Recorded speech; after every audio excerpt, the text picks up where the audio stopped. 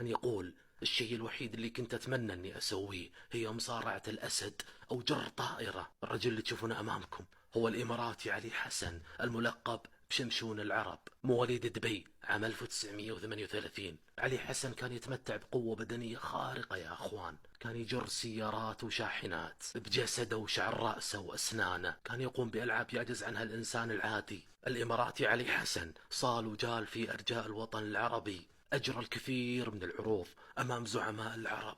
كان يقول: قوتي البدنية عبارة عن جينات متوارثة عن آبائي وأجدادي، وكذلك نقلها إلى أبناء الستة وأحفاده. علي حسن قدم عروض في الولايات المتحدة الأمريكية أمام الرئيس الأمريكي كينيدي، كان يقوم بتحطيم صخرة كبيرة على صدره. الأمريكان عرضوا عليه الجنسية الأمريكية مع مكافأة مالية قدرها $1,000,000. أخونا علي رفض الجنسية الأمريكية وقال: أنا أعتز بجنسيتي الإماراتية وأعتز بعروبتي.